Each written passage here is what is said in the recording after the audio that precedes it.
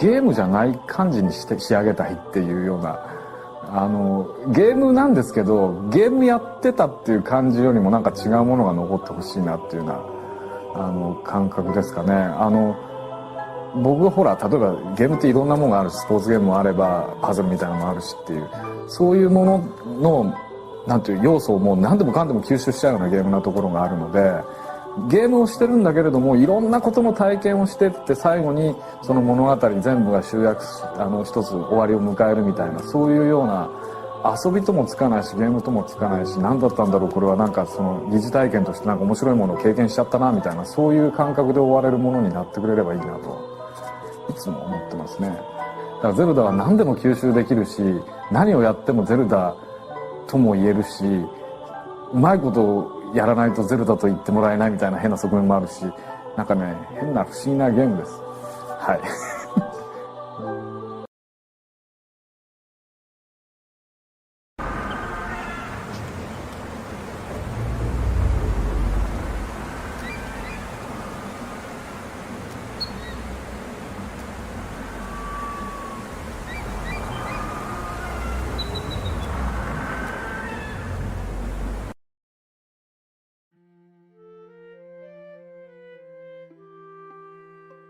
Eiji Aonuma's 5 directed Zelda games are a very over-discussed topic, like, in general. For reasons that we're going to get into, it's important to a lot of people to control the narrative about them, which you might also suspect this video is going to be an attempt at. What I would say is that these games are not perfect. They've got filler and problems. Even if they didn't, the medium is still very young, so making grand declarations about it wouldn't be enduring or impressive. So for the longest time, I never felt the need to say anything. But I realize now that most Zelda fans understand small surface level things, but in the end, they just can't see the forest for the trees. The director's intended interpretation ends up getting the same amount of focus and respect that some fan theory would. They like it, they think it's fun, but optional. Some people still believe it to be unfounded. Nobody's as angry as they really should be. They seem to think that everyone is just entitled to their opinion, which is textbook cowardice. I thought that I could organize things a little better, but I really can't afford to. I promise by the end of it, I really do address everything, but I won't explain it in ludicrous detail, because I'm not trying to sell you on a stupid fan theory. None of this is a theory. It's not apologetic in any way, and it isn't my opinion poorly disguised as a retrospective. This is simply The Legend of Zelda as it was intended by Eiji Aonuma.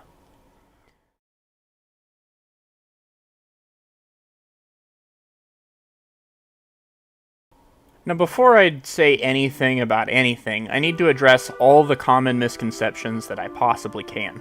For Zelda, the very best source of misconceptions is Matthew Matosis, a painfully condescending YouTube critic. The story sets itself up to be a prequel to every other Zelda game to date, but doesn't accomplish anything with it.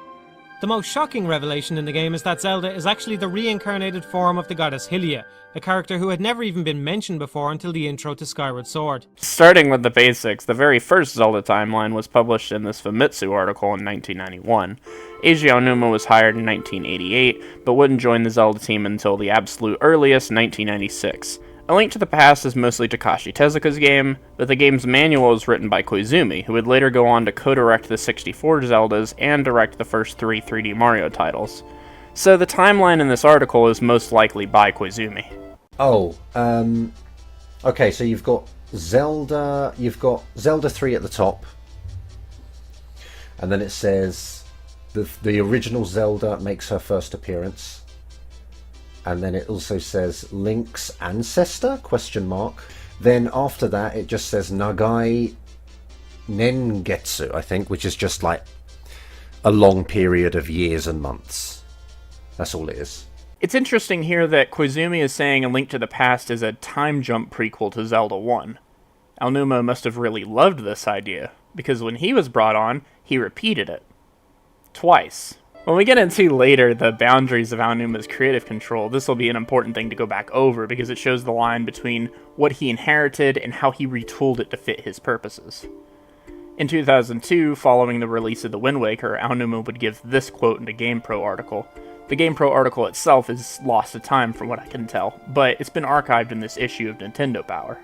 Where does The Wind Waker fit in the overall Legend of Zelda timeline? In terms of the storyline, we've decided that this takes place 100 years after the events in Ocarina of Time. We think that as you play through the game, you'll notice that the beginning of the story explains some of the events in Ocarina of Time. You'll also find hints of things from Ocarina of Time that exist in The Wind Waker. There's also a more complicated explanation. If you think back to the end of Ocarina of Time, there were two endings in that game in different time periods. First, Link defeated Ganon as an adult, and then he actually went back to being a child. You could say that The Wind Waker takes place 100 years after the ending in which Link was an adult. Now that's pretty descriptive on its own, but if you need proof of his consistency on this issue, he says a similar thing in Nintendo Dream number 154, which was transcribed and archived to Ninja.com in 2006. Fair warning, I can't read Japanese, and Google Translate doesn't handle this very well. Windtact is parallel. Isn't it back to the childhood when Link flies to the world 7 years later at Ocarina and defeats Ganon? Twilight Princess is a world 100 and several years after a peaceful childhood. In the last scene of Ocarina of Time, Link and Princess Zelda come back as children to have a conversation. It is this story that the story's result is a little dragging that the relationship between the three with Ganon goes in different directions. In the middle of the work, there's a scene where Ganon is executed. If you leave him alone, he will be executed because he is a sacker to do ridiculous things later. So that scene is a few years after Ocarina. So the executed Ganon was sent to a world and this time trying to get that power. There's plenty of old message boards of people reacting to the Famitsu article getting published elsewhere, most famous of which is AVGN's video, which he published on Cinemassacre.com in 2009. It's so weird to me that timeline deniers nowadays try to retroactively say that the chronology was somehow made up for Hyrule Historia in 2011. It's something that Aonuma had discussed for 2 decades at that point, and everybody else at the time was clamoring about it. It's probably the easiest lie to disprove that you could think of. I also found a Reddit post showing a magazine from October 2011 out of context in order to say that the timeline still isn't official. Meanwhile, Hyrule Historia released in December 2011. So it was a secret in October, but by December it was no longer a secret. I don't think that anyone actually bought this one, but I thought I would mention it while we're here because it's pretty funny. At the start of the Minish Cap, there's an opening sequence detailing a previous incarnation of Link and shows that he wasn't wearing a hat. In the grander scheme of the Zelda timeline, the Minish Cap was basically an origin story for Link's hat, which was a fun idea. It was executed extremely well, and by the end of the game it was nice to know that the hats of the various Links worn through the years were a sort of unknowing tribute to Ezlo. Skyward Sword undoes the entire point of this game. If Skyward Sword actually cared at all about being faithful to the timeline, then Link wouldn't be wearing a hat, which would have been an extremely easy change to make, and might have even made his design more interesting. I won't get into this too much in this video because we're focusing on Eiji Aonuma's directed Zelda games and his story intentions for them. But yes, he does include games on his chronology that he had zero involvement in, and that much is a little confusing, understandably. I'm not going to say that these games aren't canon to each other, but if you think about it, or even if you don't, there's no possible way that these games could ever have any significant story connection.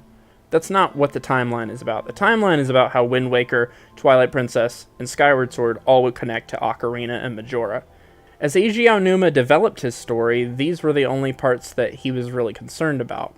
There's 100-year time jumps between each hero, stretching 200 years, and the implication when you create any story with time jumps is that the events in between aren't significant. Nothing can happen after Ocarina of Time for a while because Ganon is sealed away, and etc., etc. So, these are the games on the timeline.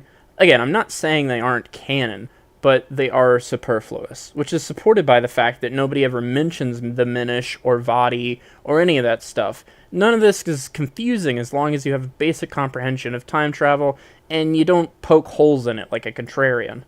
If they use the same logic as the Song of Storm scenario, then the plants would always be grown in the future because the game would assume that young Link would plant them in the past. If the Song of Storm scenario worked by the logic used on the plants, then the guy couldn't possibly have taught Link the song in the future until young Link played it in the past.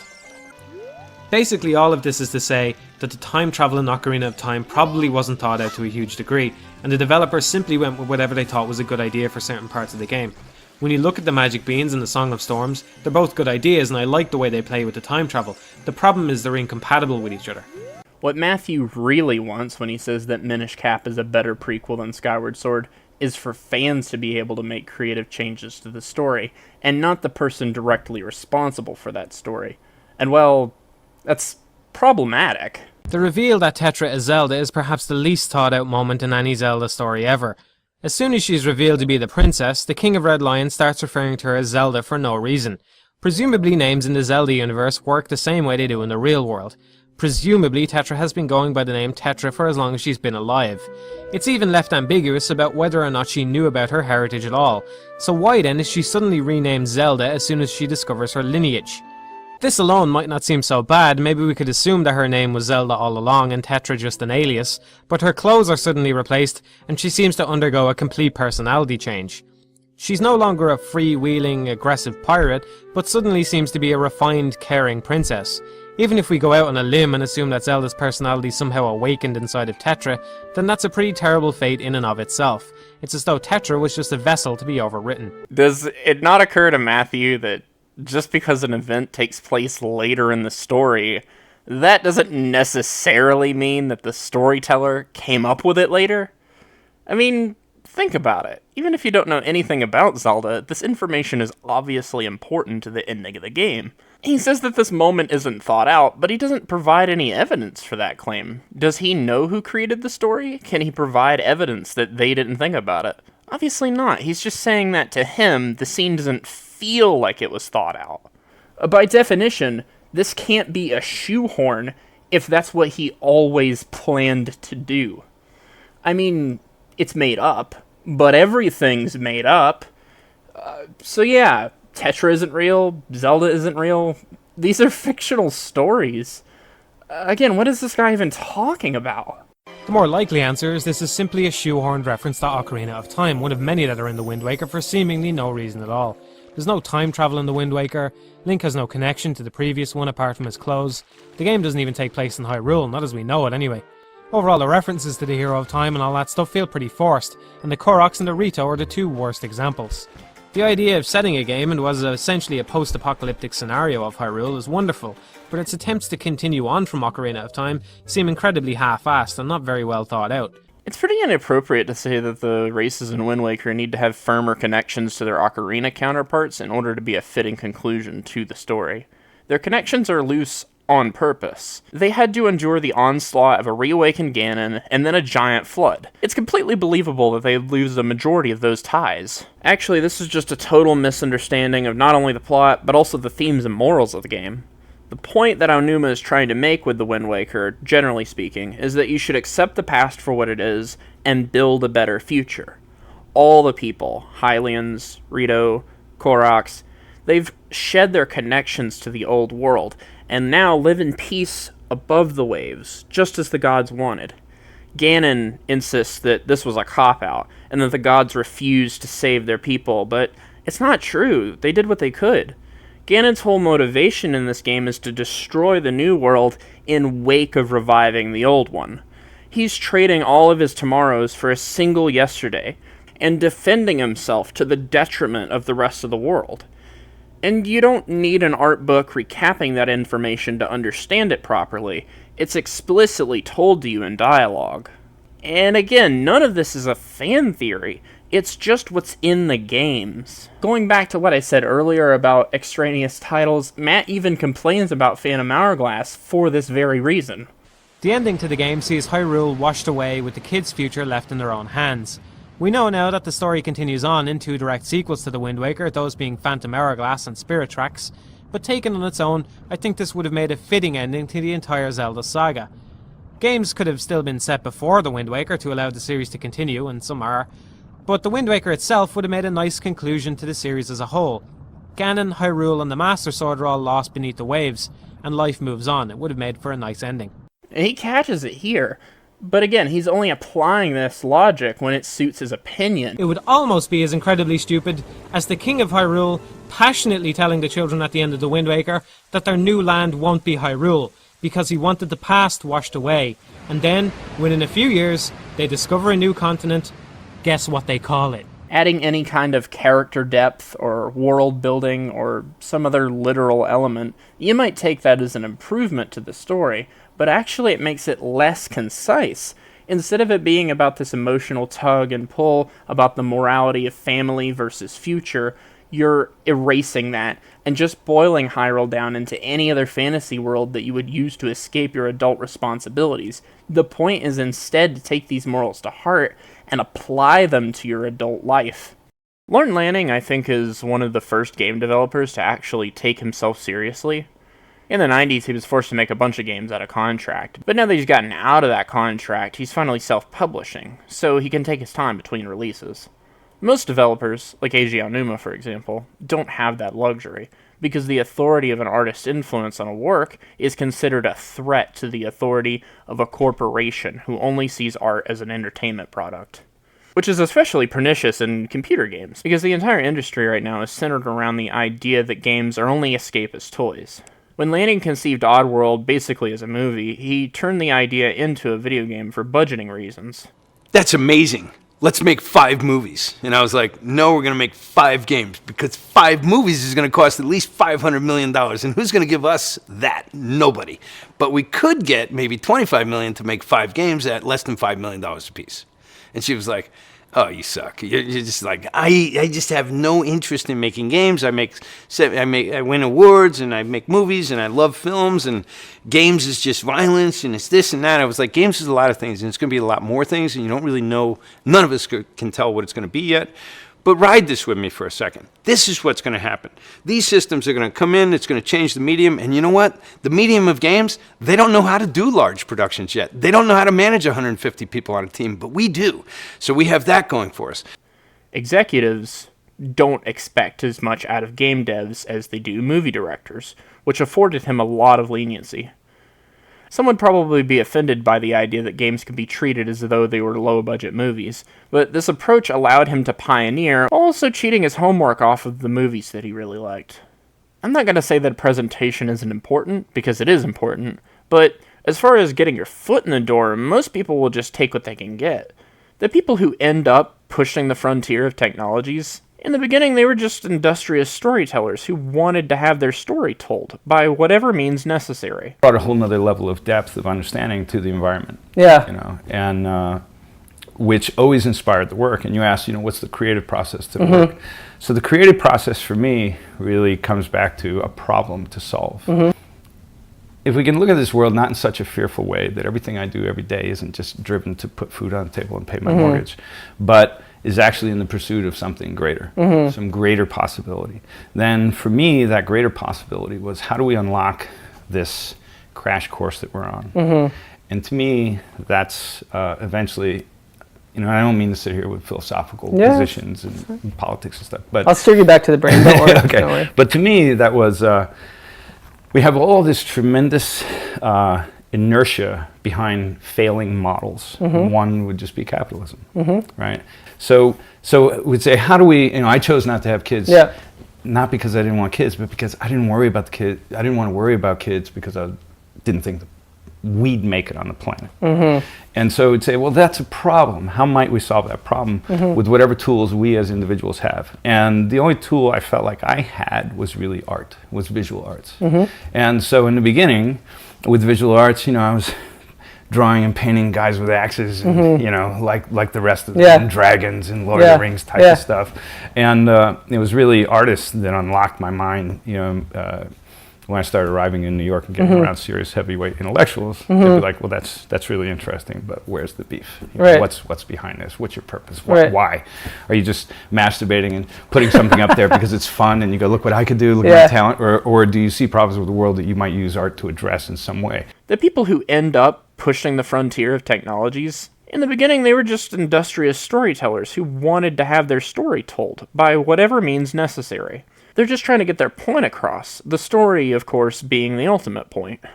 I'm not fond of the heavy emphasis on story in Twilight Princess and Skyward Sword, as I think it all too often breaks up the gameplay and gets in the way of the whole reason people play the games in the first place.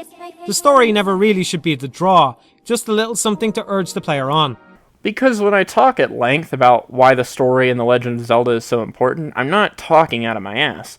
This is the entire reason Eiji Aonuma became a developer.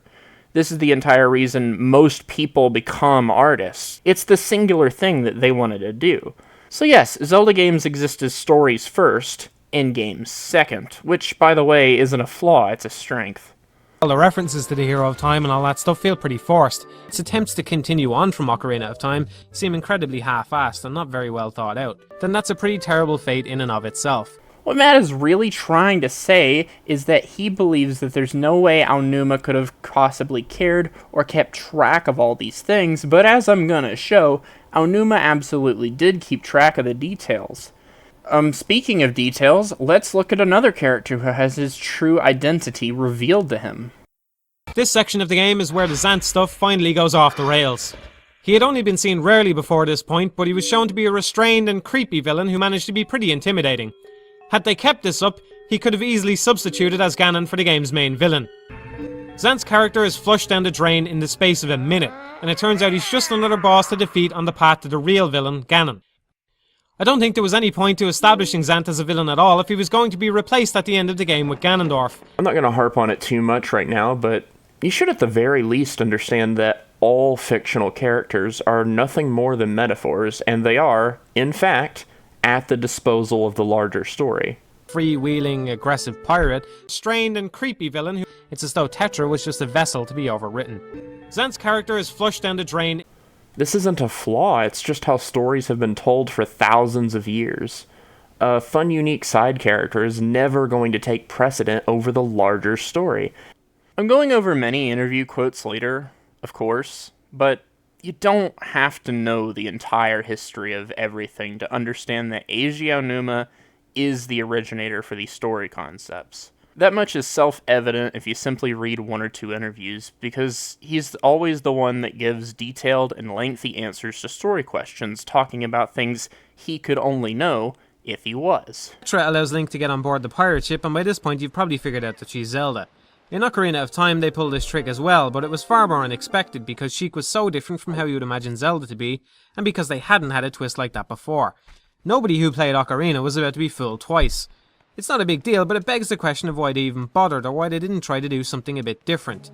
This is a tough balance to maintain, however, and after the complaints from some people that Majora's Mask and The Wind Waker were too different, it was probably inevitable that Nintendo would eventually produce something too close to the Ocarina of Time mold. Back in the days of Ocarina and Majora, Nintendo clearly didn't care about crafting an overarching timeline for the Zelda series. As I've been showing, at no point in these videos does Matt have any curiosity about the storytelling purposes of anything. He has a hunch that Tetra being Zelda wasn't thought out, but he never did any research, or he would find out that he was wrong. He also has a hunch that Tetra and Zant were originally meant to carry over into the third act of the story, replacing Zelda and Ganondorf, but he never did any research, or he would have found out he was wrong. And he keeps droning on about how Nintendo did this or Miyamoto did that. He's just making it abundantly clear that he has no insight on who actually came up with the story that he hates so much. The only way that anyone could miss important details like this, like Tetra obviously always being Zelda, or Zant obviously always being Ganondorf's heir, is by completely missing the intended reading of the text, which you can either do unintentionally, because you misunderstand the story at face value, or intentionally to mislead people even though you actually do understand the overarching story. Now, which one does Matt fit into? You might be shocked. According to the story, the world was formed by three goddesses who are also responsible for creating the Triforce. This story has no bearing on the game in the slightest and could have been swapped out with any mystical backstory you could think of. We don't get any reason why the Triforce itself would exist, just that it was left behind after they were gone. These events are so far removed from the things that actually happen in the game that they might as well have not been included. I'm all for fleshing out the world, but this doesn't tell us anything about Hyrule or any of the people living in it that we didn't already know. It just confirms that some goddesses made the world, not a big deal. Now, I could nerd about this, but then he skips over the part where Zelda recaps it later.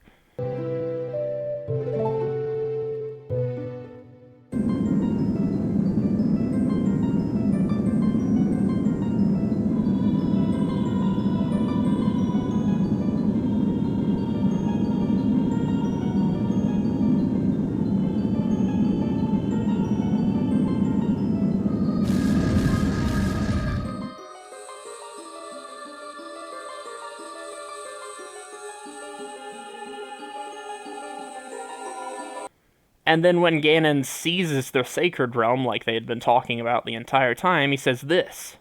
The Ocarina of Time opens up the Temple of Time, where the game will skip forward 7 years into the future. There's a bit of an unnecessary cutscene where Ganon tells how this was his plan all along, blah blah blah, and then a bit more exposition. Just as it was in Wind Waker and Twilight Princess, none of this stuff is optional to the story of Ocarina of Time. Matt wants to have his cake and eat it too, where he can ignore the story, because according to him it doesn't matter, but then when the story reaches a climax, and suddenly all of those things do gain relevance, suddenly it's this weird thing that comes out of nowhere. The truth is, it never came out of nowhere. Matt just wasn't paying attention. Like, check this one out. But this is just one element of a much larger game, and regardless of how you feel about the visuals, it's worth considering how well the Wind Waker stands up as a Zelda game, and as a game in general. It starts out on the appropriately named Outset Island with No, it doesn't start on Outset Island. I mean, you know full well that it doesn't. This intro explains all the supposed problems that Matt has with this story, and this is on the GameCube version, where you can't even skip the cutscenes, so you've had to deliberately edit that footage out of your recording. I can't believe people take this guy seriously when he thinks that he can make a 40-minute video claiming to have some kind of insight on The Legend of Zelda. Meanwhile, every single blasted thing he says about this story doesn't contain any information in it. Matt, not only are you missing the entire point of the whole story, you're doing it on purpose. You know what the story is. You've proven that you know. We're told that Ganon has basically won. He's got his hands on the Triforce and took over the Sacred Realm. Link got sealed away for 7 years so he could grow old enough to take him on. From here on out, most of the game is played as adult Link in the future, and it's a great idea for the plot. In most action-adventure style games that revolve around saving the world, you're given some idyllic place that needs protection, or a post-apocalyptic world where the struggle of the people compels you to try and help them. Either of these scenarios can only be so effective because we're left wondering about what exactly it is we're trying to prevent, or what exactly it is we're trying to restore. As soon as you walk into Hyrule Town 7 years on, Ocarina of Time has answered both of these questions. You have an immediate comparison in your mind of what Hyrule should look like, and what it does look like now. You have very good reading comprehension. Just because from Tetra's point of view all of this is mysterious, that doesn't mean the player doesn't know who Zelda is. Tetra wasn't alive 100 years ago. She obviously doesn't know who Zelda is. That doesn't mean that this moment is out of character. We, the audience, do know who Zelda is. Her name's on the title screen. The only reason you wouldn't apply this logic to the Wind Waker is if you were being deliberately disingenuous to serve your opinion. You have an immediate comparison in your mind of what Hyrule should look like and what it does look like now. The game doesn't even take place in Hyrule, not as we know it anyway. What Hyrule should look like. The game doesn't even take place in Hyrule, not as we know it anyway. What Hyrule should look like and what it does look like now. Well, not as we know it anyway. And what it does look like now. But as previously established, the moral at the end of The Wind Waker is that you should accept the past for what it is and build a better future. Twilight Princess, being an alternate ending to the story, is now inverting that moral. Now, Link is the one protecting his heritage and saving his family, and Ganondorf is the one creating a future for himself in spite of his past. The shoe's on the other foot, but interestingly, Ganondorf is still in the wrong. This is the thematic purpose behind the timeline. At this point, I really have no patience for the people who pretend like the timeline is inconsequential or confusing, because its purpose here is obvious. Twilight Princess is a poetic inversion of Wind Waker. That's the whole reason that they're both sequels to Ocarina of Time. Now you're able to explore, on an emotional level, both sides of the same coin. It's fun and interesting, and it's very sad that a lot of people just can't be bothered. But anyway, how does Eiji Aonuma pull all this off? Well, Zant is the key here. Notice that Zant doesn't have to beg Ganondorf for powers or anything. Ganondorf actually comes up to Zant. Let's think about this for 2 seconds. Why Zant? Well, Zant must be special, right? Remember how Tetra is the next Zelda after her mother? Well, here, Zant is the heir to the Lost Gerudo Patriarchy. He's the third male Gerudo after Groose. Once again, this stuff would be totally obvious if Matt simply read the text on screen. You know, thank God it's actually on screen this time. If this was really a retrospective, like it says in the title, wouldn't it contain information that Matthew would only have access to in retrospect? You know, like an art book that explains the story in black and white detail. But no, just to make sure he's been contrarian to every single point made by Hyrule Historia, since that's the true reason he made these videos, he's going to insist that Zant was always supposed to be the main villain of Twilight Princess. With no evidence, mind you. I mean, seriously? I mean, I'm not trying to be mean, but you don't have to make fun of these videos. They just make fun of themselves. It may be a case they only made this decision because they knew many players would be replaying the game and thus would be ready for hard mode, but I hope they seriously consider this for the next Zelda. At the end of the game, you're taking on multiple Darknuts at once, who do several hearts of damage if they manage to connect. There's a concerted effort by Matt to overgeneralize and downplay everything, not just the story. He's constantly acting like he's too good for the game. And if that's how you feel about video games, that they should have to earn your attention and respect, you know, that's a matter of personal taste. You can like whatever you want. But don't delude yourself into thinking that attitude makes you superior to everyone else. Now, like I said, most fans these days already know most of this. Matthew is a huge outlier. But at the end of the day, even the fans who are aware just aren't seeing the bigger picture. So we need to keep zooming out. And there's a huge prerequisite before you can truly appreciate Twilight Princess as the first proper revision to Zelda's chronology.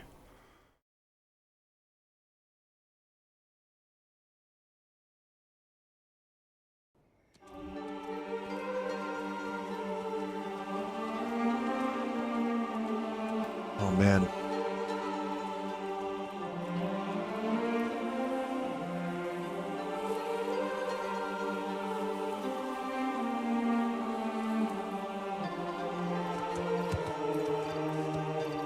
Yeah, I think this is going to be a fun playthrough.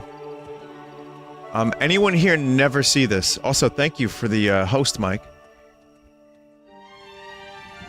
Hi, everybody. Oh, so there's a lot of people who have never played this game. I think you'll enjoy this. This is going to be one of those playthroughs I think you might remember for a little while. Not because of me, but because of the game. It's just one of those games.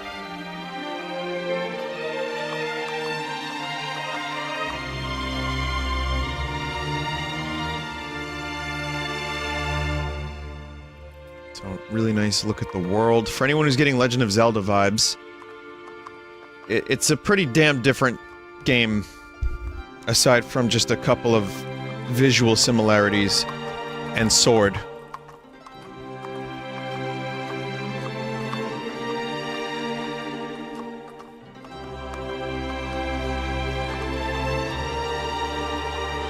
And horse, and bridge, and castle. And bow, and climbing. Oh, and Zelda is in this. And Link. And Epona. And Ganon. Alright, I'll stop.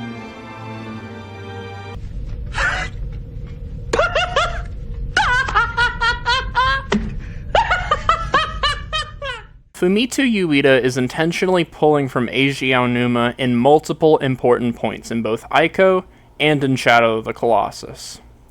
And Eiji Aonuma is intentionally pulling from Fumito Ueda in multiple important parts in Twilight Princess, in Skyward Sword, and even as early as The Wind Waker. So, no, Vinny, their similarities are not superficial. Ico was essentially a love letter to Ocarina of Time, and Shadow of the Colossus has a load of distinctly intentional references to Majora's Mask. Aonuma's referencing Ueda as a reciprocation of Ueda's own references to him. This is about two artists coming to an emotional agreement about something. The comparison currently on screen alone proves that they were not only good friends and have a strong relationship, but that they were actively bouncing ideas off of one another and making notes in each other's margins. Comparing side by side like this isn't revealing something shallow like their favorite flavor of ice cream, it's corroborating evidence of their authority in their own work. The big one that I always think of is this one, the spiral staircase inside the tower. Aonuma wants you to think about Yorda from Ico, and he wants you to compare Yorda in that game to Zelda's role in this game. a pale, fragile girl hiding in the shadows. And that's exactly why Ganondorf's first phase is fighting Zelda as a puppet.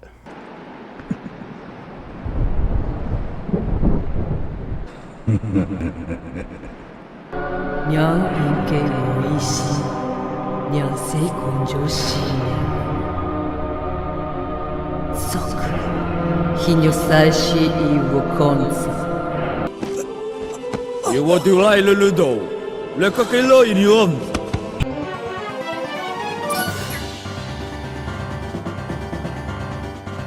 In Ico, Yuita was comparing the queen to Ganondorf, specifically from Ocarina of Time. The queen is Yorda's helicoptering mother, who won't let her daughter leave the house, and she's molding her daughter into becoming a younger version of herself. Yuita wants to show that love can be just as damaging as hate, if you're possessively loving and you don't let your children be their own people, or in Wander's case, if you try to cheat death by making a deal with the devil, he's also possessive with his love.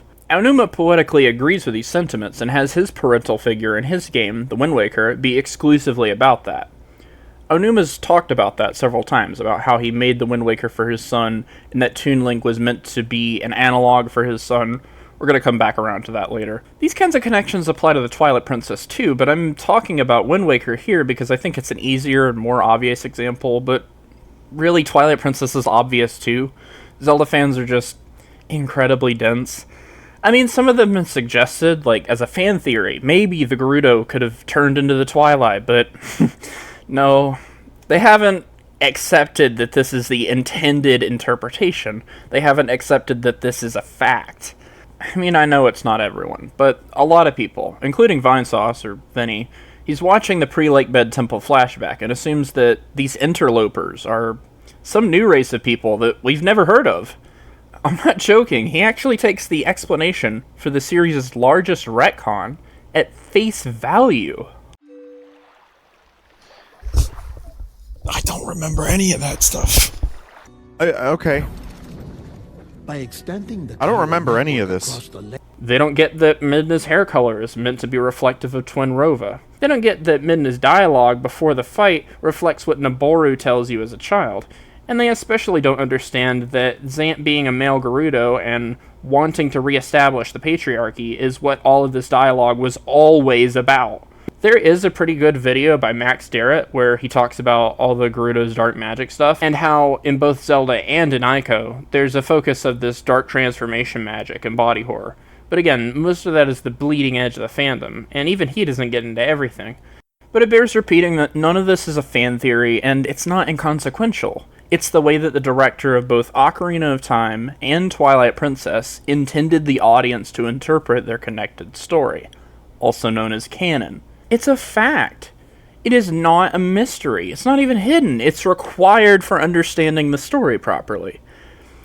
It's ridiculous that I should even need to say that, because these games, in full reality, they're not even that dense with story. These stories are moral lessons meant for children. If you just pay basic attention, this is the only way that you could interpret it. The game is practically preaching it at you. The characters explicitly tell you all this shit in dialogue. Now, unfortunately for Yuita, most of his games, the cutscenes are written as silent movies, so you don't need dialogue to be able to follow the story. But Onuma's games require dialogue because of his background. We are getting to that later, like I said. Don't worry, we're almost there. But you can tell, like, even down to a plot level, all these connections are important. Like, how Ganon is taking girls to the Forsaken Fortress because they have yellow hair. That's just like how Ico is taken to the Queen's Castle because he's a boy with horns. Yuita is deliberately putting you in the shoes of outcasts from cultural stigmas in his games. And, you know, those ideas of sacrifice to ward off evil are pretty essential to Shintoism. And any media-literate adult should know that Shintoism isn't important to anything created in Japan. As you can see, Ico's connections to Zelda and Zelda's connections to Ico are not optional pieces of this analysis. Even in Vinny's case, I actually don't think he meant to say that Ico and Zelda aren't connected. What he really meant was just for chat to not watch the gameplay expecting Zelda, which is a good primer. For anyone who's getting Legend of Zelda vibes, it's a pretty damn different game, aside from just a couple of visual similarities. But as Vinny's watching Shadow of the Colossus' intro, you can hear the moment where he recognizes the Bridge of Elden quote. And sword.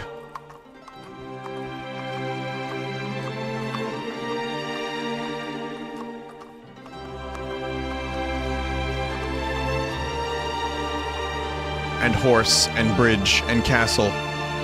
I don't know how you missed the Lostwood stuff from like 5 seconds ago, but that's not the point. It's very obvious in his tone. He just immediately ate his own words. But rather than apologize and admit there's something he could learn here, he just turned it into a joke instead. Oh, and Zelda is in this. And Link. And Epona. And Ganon.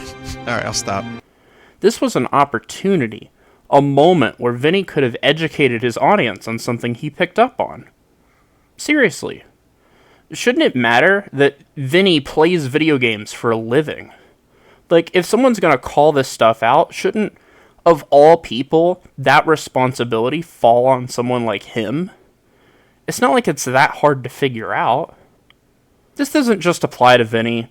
If you play Nintendo games for a living, and you didn't know that Zelda takes cues from the Ico series, I'm not gonna say that that's okay, because I don't think it's okay.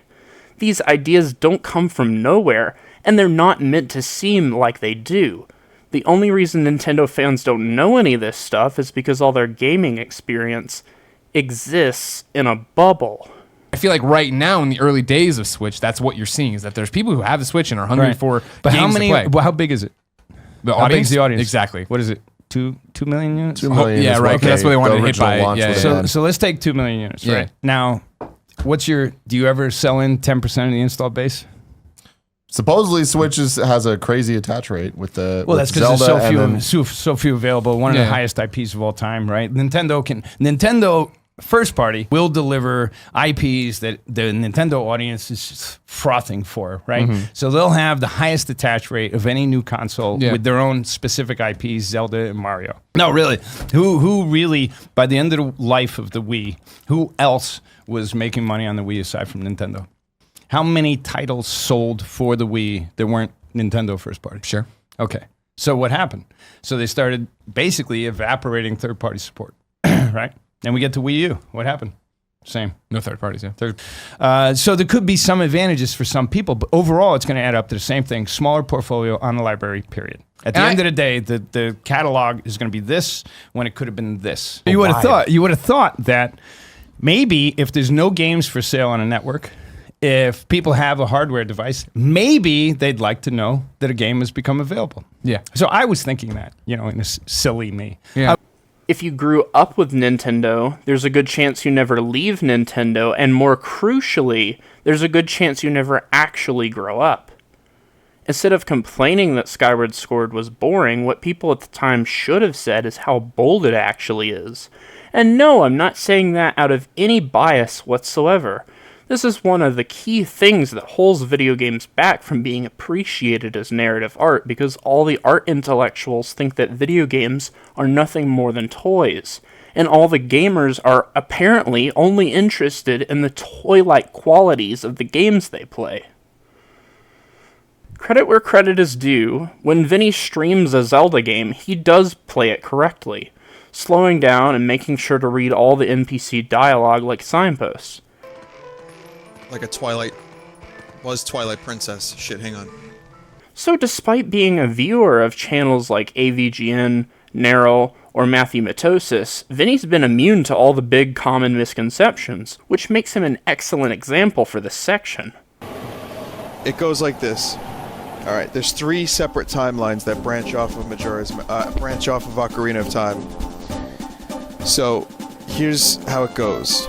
I want to explain because it's very interesting. I just learned some more little details in Hyrule Historia. So, 3 different timelines. In one of the timelines, when Ocarina ends, Link goes back to being a child. That's the ending that we see.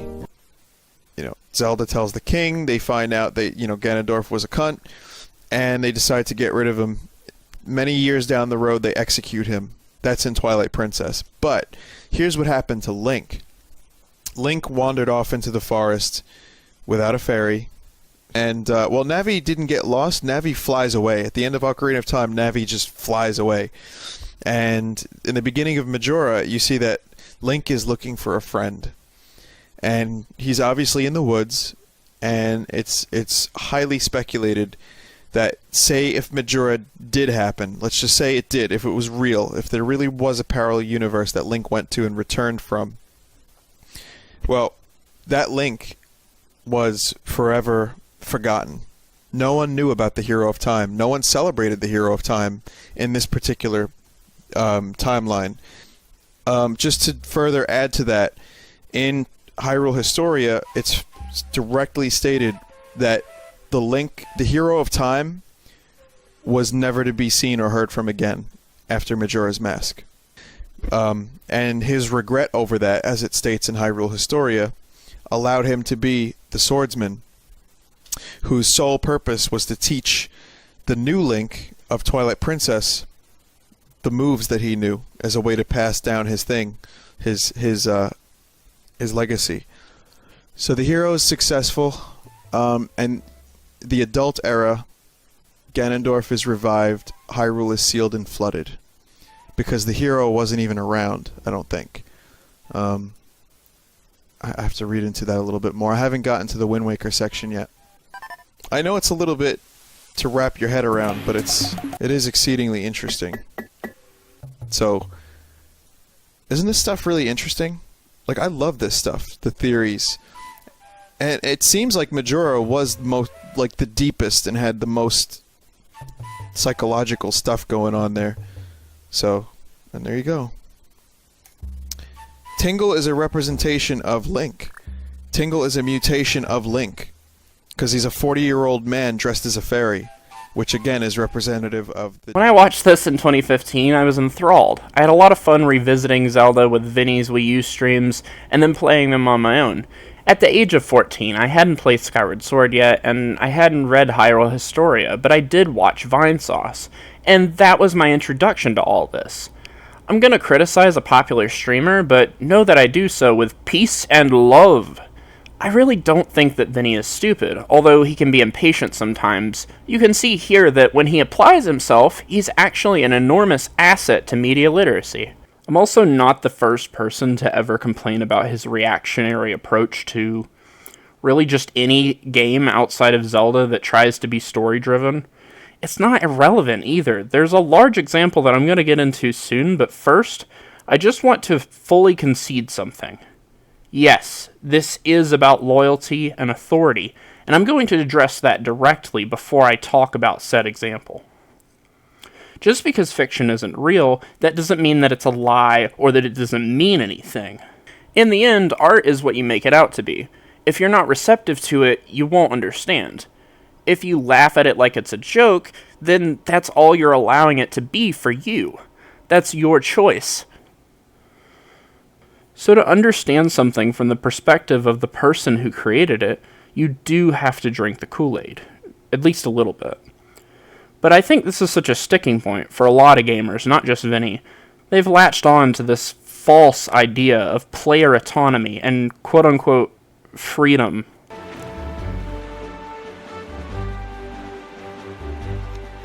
That feeling you get when you're perfectly immersed in an artist's world, it's not freedom, it's surrender.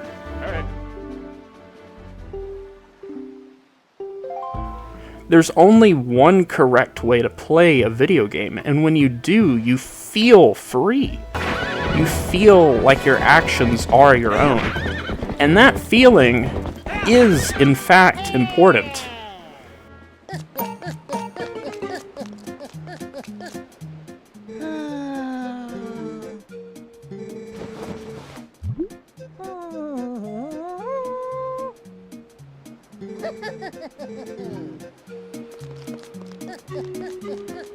The player has to have control over certain small actions.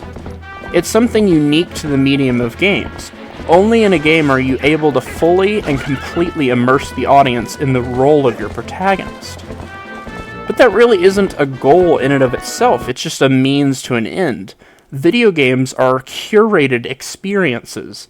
At no point is the player in control of what context their small actions can be applied, because if you do something unintended, we understand that to be a glitch and not part of the design.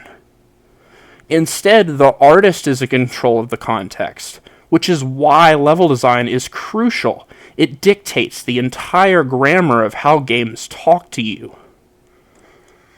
There's just no such thing as a linear game.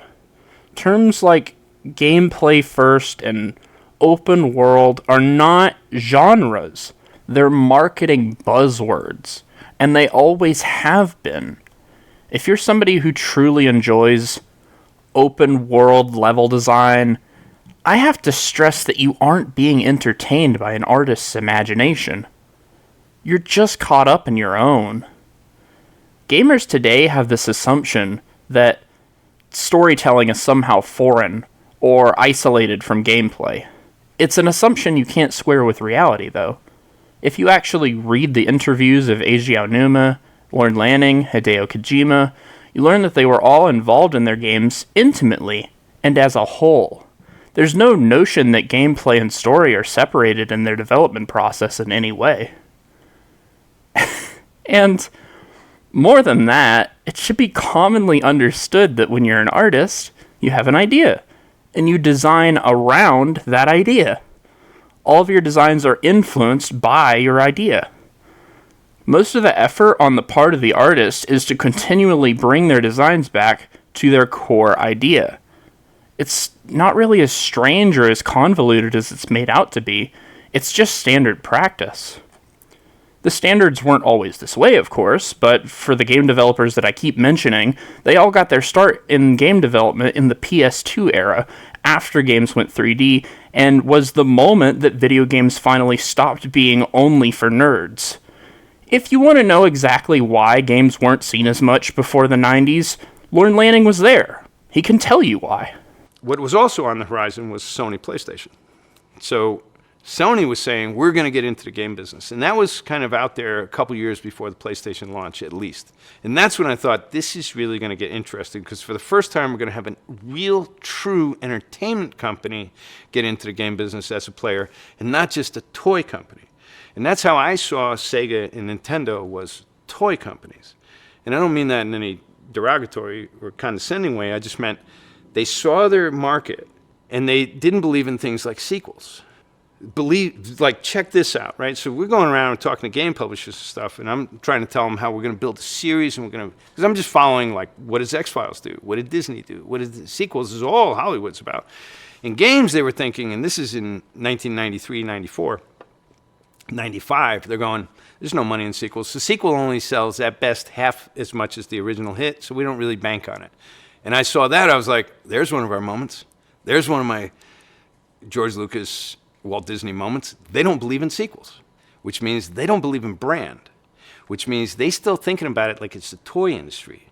You know, you come out with Cabbage Patch Kid, but you can't milk it to death, right? Barbie lasts forever, Hot Wheels last forever, Legos lasted forever, but everything else tends to be largely come and go.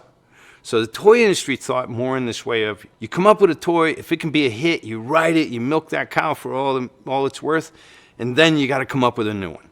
And games was still thinking that way. It's like I said earlier, this is the entire reason that people like this became artists and became developers. It was always what was most important to them and what they wanted to do with their lives. In all of these cases, the consistent problem isn't that they made the game too cutscene heavy or they were trying to balance everything to the satisfaction of the audience. The problem that they were actually faced with is that they couldn't tie their designs back to their ideas in the way that they wanted to, either because the hardware wouldn't support the actions or scenarios that they wanted, or because corporate overseer didn't want them to do it for an entirely arbitrary reason. As time goes on, the artist has more respect, the industry standards improves, and technology progresses to the point where they can finally execute their vision. From what the artists have been able to accomplish with their later work, you can just immediately understand that games like Abe's Odyssey, Ico, and the first Metal Gear are all extremely unfinished games, and their sequels don't fare any better. So even though we can go back now and point to these early titles as early signs of a particular artist, the studio really had more control than they did. The only thing salvageable about the game is that it partially belonged to the game's director. But even though the game has those elements, these games really don't accurately reflect the artists that truly made them. As a direct result, the audience who gained an attachment and became fans of their earliest work, when they couldn't do what they wanted, almost always developed mistaken impressions. This one is a sequel to Ocarina of Time, but wait, not a sequel to the end where adult Link defeats Ganon, no, it's a sequel to young Link after he got sent back. So now, any speculation of Nintendo ever making a sequel to Zelda 2 is deader than shit. This clip of James Rolfe is a perfect example. James wants a direct sequel to Zelda 3. He wants a story that continues in one direction. That was never going to happen, though, because before Ocarina of Time, the story of Zelda that was being told was nowhere near deep enough to actually support a continuing story. Each Zelda title basically existed in replacement of one another. They were explicitly not 3 chapters in one story, and they weren't trying to be. During development, Tezuka and Koizumi in their earliest work together kept trying to run away from continuity, not embrace it. That's not because they didn't want to tell stories, it's because they didn't want to get attached and deal with the inevitable loss when they were told no to their ideas. They don't understand yet. It's going to be brand IP and sequels. But that means it's got to be deeper, richer universes. And in the shit you're currently delivering, I understand why you don't believe in sequels. Because that story sucked. No one gives a fuck about your story because it sucks. If it wasn't good play, your character sucks because you don't have any character development. And so I was very critical of what the characters were in games. Not that I wasn't enjoying them, but when you put it up to a Hollywood standard of character development, character arc, what's happening across the multi-act structure, you had a whole different analysis of what constituted a popular character. So does Mario turn into a good movie? It's a fucking terrible movie, right? It's a terrible movie because it's not there to begin with, right? Does Ratchet and Clank make a good movie? I love Insomniac. Why would you make a movie out of Ratchet and Clank? How deep is the fabric of those characters? How many other game movies did we just give no depth that we expect from movies? So they brought to the movie the same superficiality that's in the game, except what they had the game going for it was good challenge. Now it's just a challenge to watch, right? So for me, I was like, if we build really rich characters with really rich, deep stories that aren't what you expect, so they have the ability to possibly cut through, then they might have a longer life. And as the game industry matures, then maybe they can hit the big time. Then maybe they can, really have their name in lights. What James really wants when he says that he wants a sequel to Zelda 2 is for things to go back to the way they were. He wants a sequel that doesn't try to tell an actual story. Whenever you're having a discussion about the particular merits about something with an NES fan or a Super Nintendo fan, you'll always notice how impenetrably vague they are with what they choose to focus on. This assumption that the mass exodus of the NES-era developers were just a bunch of happenstance is itself an example of survivorship bias. The retro gamers who were there at the time, of course, are provincial when they talk about the jump to 3D, as if this was a significant technological change to the point where 2D and 3D games are entirely different types of games.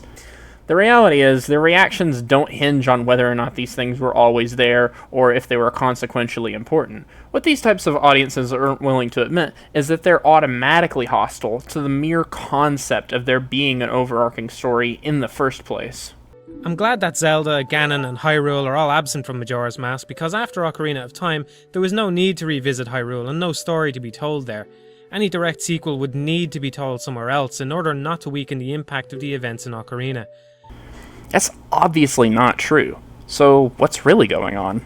It turns out, when you refuse to let artists tell their own stories, and you remove the slight technological edge that you had, suddenly your intellectual property doesn't have a leg to stand on. But it could have been easily avoided if people from the 80s era of games had a reason to be interested in those series other than pure mechanical satisfaction. There are plenty of famous actors and directors who've lent their names to movie-like games, but Oddworld's co-founders Sherry McKenna and Lorne Lanning are from a world of special effects and theme park rides. They left behind big budgets and state-of-the-art equipment because they never had full control of a project. When you are the vendor, the client thinks that they know more than you do about what you're basically doing. So you'll have the suits come down and say, yeah, that looks great. Can you make it blue?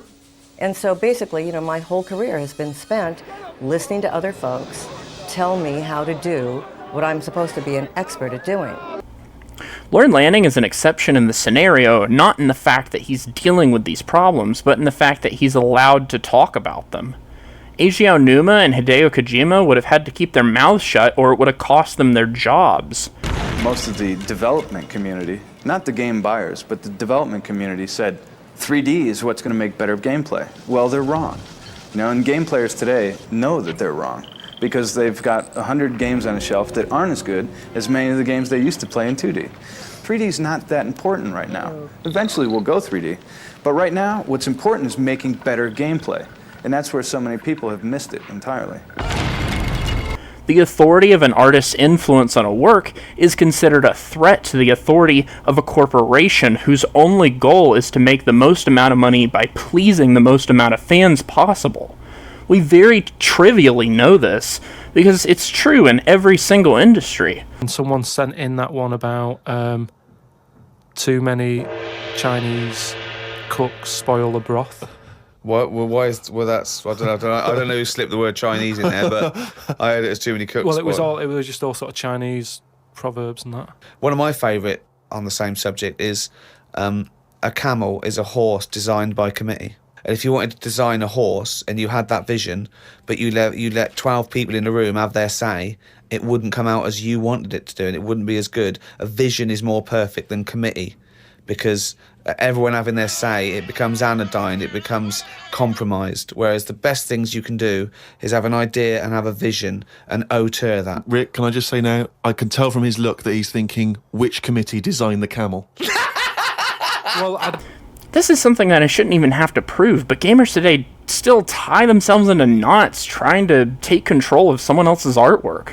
This is going to be difficult to understand without context, but I want to argue that Vinny does not have a distaste for Death Stranding 2.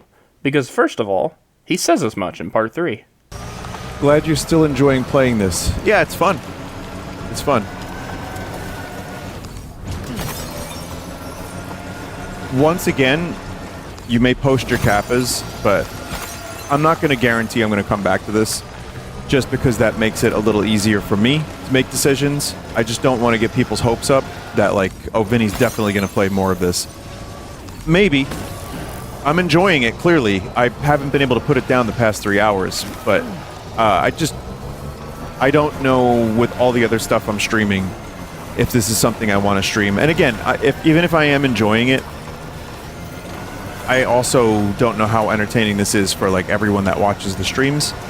So, you know, I try to make decisions based on a couple different things. And this is also a long, like, large open world game. After me playing a large, long open world game. Large. Yeah. Oblivion. So, but it definitely, yes, it sunk its teeth in. And the hooks are in. The game is cool. I appreciate some of the stuff it's doing, and I'm having fun with it. I'm not going to say this is a 10 out of 10 necessarily. There's stuff that gets me a little bored, and of course, not having played the first one, I'm at a bit of a disadvantage. But I mean, again, you just saw me stream like 3.5 hours of it, 3 hours, whatever it was, and I just had a really good time. So, cool game. Even if some of it, I'm like, what is happening? Even if most of it, I'm like, what is happening? I think it's normal to try new things, and Vinny obviously doesn't have a legal obligation to do a complete playthrough of every game he does. Of course, it would be nice. I think that if I was in Vinny's position, I'd feel lucky to be able to play video games for a living. The thing is, though, it's his life, and I don't have a license over someone just because I watch them a lot. But I'm not the only person who noticed that this contradicts his behavior. I want to argue this has nothing to do with how Vinny is perceiving the quality of Death Stranding 2. It's like when I play this game and this happens, I know that again, I'm playing it wrong because I'm not like, you know, I'm making fun of it a little bit. But listen, it is cool. I mean, I'm glad Kojima can do stuff like this. I think Kojima needs someone to hold him back. If Kojima was able to do everything he wanted all the time, the MGS series would not be nearly as liked. I've heard that opinion a lot, and I like Kojima a lot. I really do, and I love his games, most of them. And there are some earlier games of his I would like to check out. But I actually think that is an interesting, and I agree with that sentiment about yeah, limitation helps, and people saying no or being honest and giving you a little bit of pushback can lead to better product. I mean, I'm glad Kojima can do stuff like this. Like, I'm happy for him. I think Kojima needs someone to hold him back, and I agree with that sentiment. I'm glad Kojima can do stuff like this. I think Kojima needs someone to hold him back. Like, I'm happy for him. I think Kojima needs someone to hold him back, and I agree with that sentiment. Like, I've seen people, like, really, like kind of, they become his, like, personal bodyguards. I think he can handle himself. I think he's a big boy, Kojima. I think Kojima needs someone to hold him back. I think he can handle himself. I think Kojima needs someone to hold him back. For emphasis, I want to argue this has nothing to do with how Vinny is perceiving the quality of Death Stranding 2.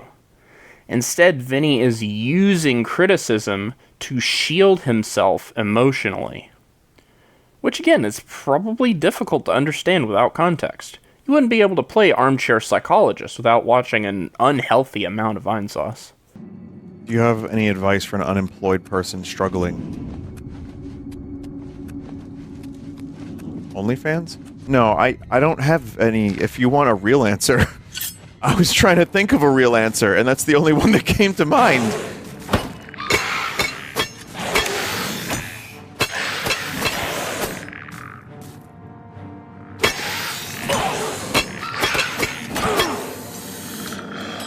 I would say don't lose hope. As much as possible, try not to.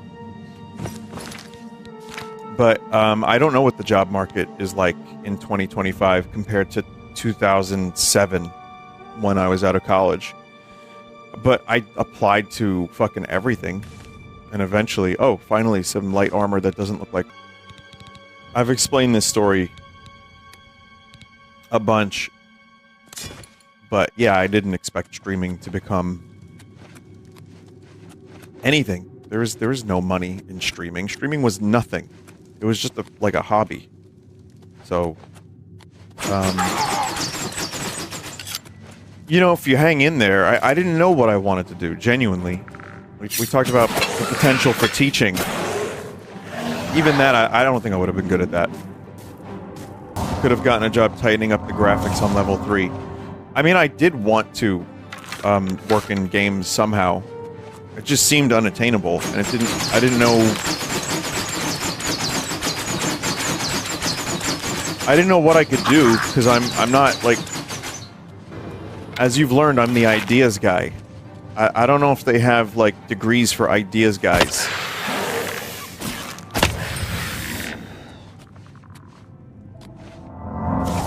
You do as a voice actor. But even so, you know what? All of that stuff seemed unattainable, and I didn't have the drive. So, what I wanted to do was just find a job to make money, and then drink on the weekends, as all would do that did such things at the time. And, I get it. I mean, that's what life was for a while for me. People that rise in careers in industries, but that came from very, very, very humble beginnings, they tend to have a sort of like a lot of scar tissue, you know, because they've fought against the world to get where they were, or at least to get above the tipping point, you know, because no one believed in them, and no one, you know, there's so many people that no one believed in, so they had to believe in themselves, and then they developed much more defensive attitudes. And it didn't incorporate my degree in any meaningful way, so I just kept doing whatever I could find for a while just to save money and to pay bills. Oh, right, okay. But then I was lucky because I was applying for jobs at one point. I got nothing. It was 2008, 2009 when the economy stuff happened, the collapse and all that Wall Street fun stuff, the funness, the fun money stuff, the wacky money stuff. People ceased to travel and stopped meeting in person. They grew distant from one another and became further isolated. The social, cultural, and political bonds between humans began to crumble. No, Chad, that's not a metaphor. I applied at the public access TV station, and I heard back months later, and I got it. So, just apply to everything, and just get addicted to applying to shit. Picture yourself in a field, in a cellophane moat, plasticine porters. Oh, there's a lever there. But yeah, I mean, just apply to everything. And then I will say from public access, I learned how to edit. I learned how to, film. I got the bug to make videos, and then that turned into YouTube.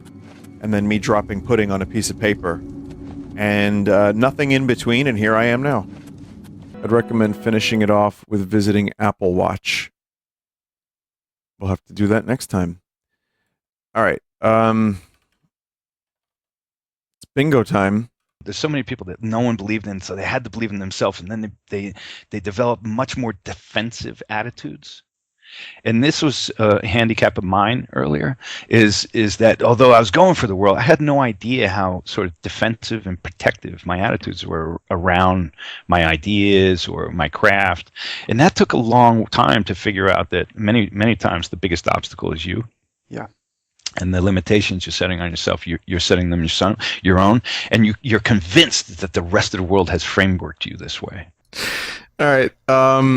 Let's see if I got any bingo. I'm gonna need your help on this one, chat. So please let me know. Okay, so I don't think I got this one. Squeeze It made this. Viney Sauce Vinny bingo. Prematurely rage quits game. Doesn't happen too often. Calls out someone in chat. This is like every potential spectrum of what I could say as a person.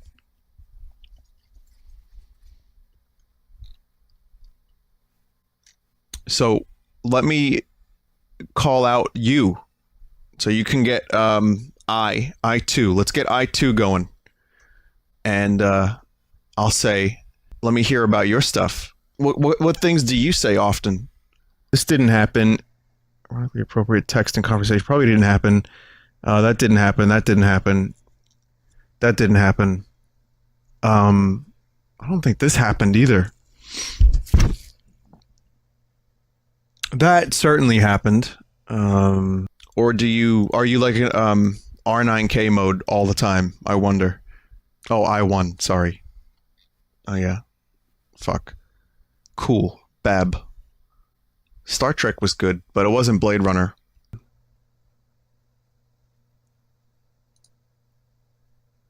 Not much happened. That probably happened. Ironic, oblivious statement. Yep, that definitely happened. That kind of more or less happened. The scratch noises happened for sure. Feel free to play bingo, but I do say a lot of the same shit over and over again. I do, but I stream for 25, 30 hours a week. You know what I mean? And I tend to talk about the things I like. I'm a program. I have my programming. It's a weird thing to see, but I think it's I think it would be natural for most people. I don't know. So no bingo here. Vinny, not much happened. You were the best part of the stream. That's a shame.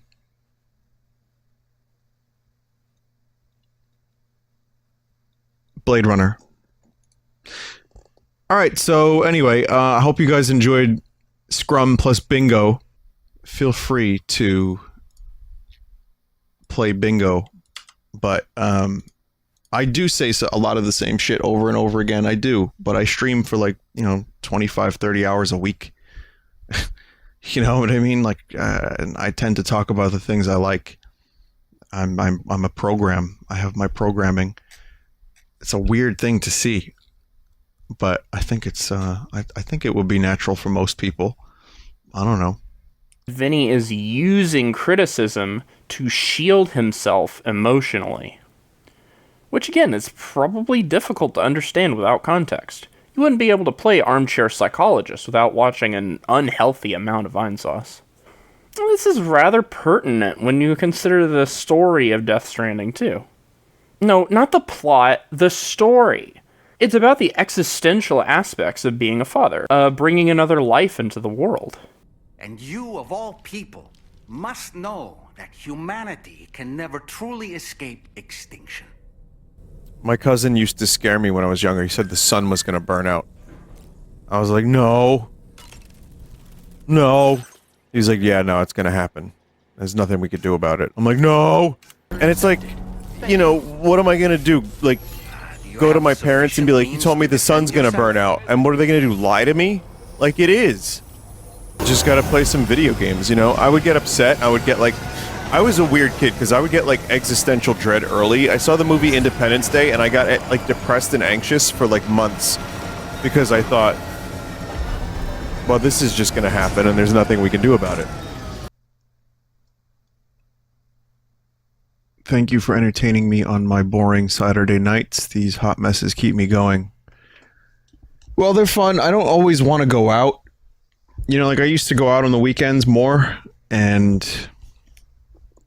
there's just nothing to do. I'm not really a big drinker anymore, so it's like, well, what do you do? I'd rather stream. How long until next Chrono Trigger playthrough? When's the next election? Apparently, I play it every 4 years now. It's true, though. It's weird. I've been playing it, like, pretty much exactly... maybe just to escape from the bad and just enjoy. You know what I mean? Just to, like... feel some, I don't know, some semblance of normalcy. Because, I mean, even if, whatever side of the fence you're on, it becomes a fucking circus, and it just becomes exhausting and negative and horrible. So, you know, enemies become friends, friends become enemies, and all that. You know what I mean, Brian? Vinny is using criticism to shield himself emotionally. If you still don't believe me, I have a really bad example. It won't help at all. Vinny's pretty infamous for toilet humor. It's either so unfunny that it's funny again, or we're all just juvenile. I don't know if there's a difference. God, these medals are fucking huge. Huge, bro, huge.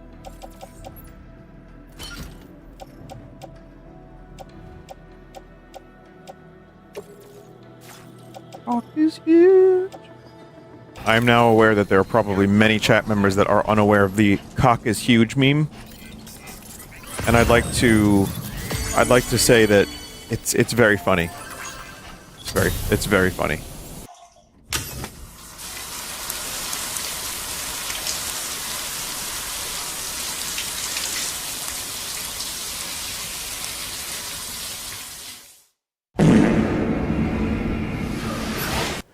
Either way, I'm totally guilty of laughing at this. But what stands out to me is that there's actually toilet humor in Death Stranding 2. I would never believe if someone told me that Vinny missed a pee-pee joke, but, well...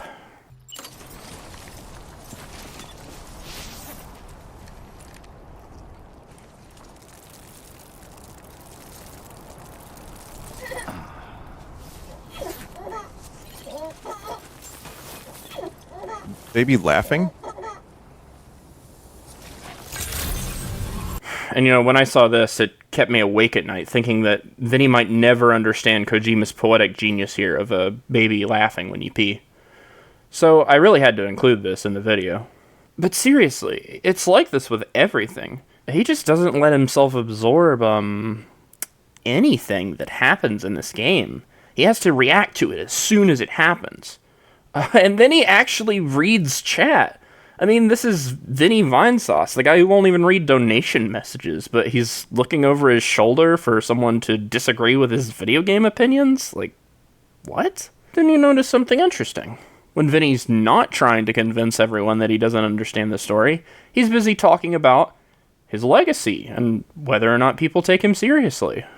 This is rather pertinent when you consider the story of Death Stranding 2. No, not the plot, the story. It's about the existential aspects of being a father, bringing another life into the world. You should explain all your classic bits from Play DMC2 to Why No Shoot the Club Cousin. Surely my life has been fulfilling.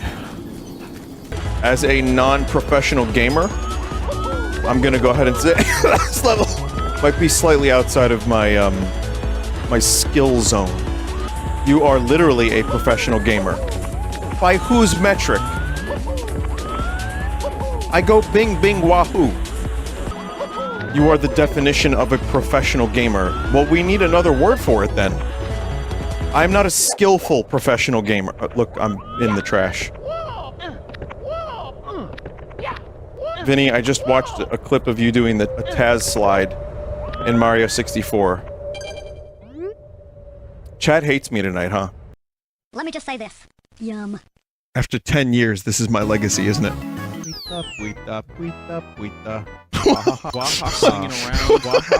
What are these references? I don't even remember half of this shit. I'm kind of in a weird position in my life where most of my life is very, very, very normal. And then I go to a convention and it's just bonkers. But people were, you know, talking to me about like really, really obscure moments. Like Vinny, in the corruption stockpile, where you made the character do this, and then Donkey Kong did this, and then Mario did this.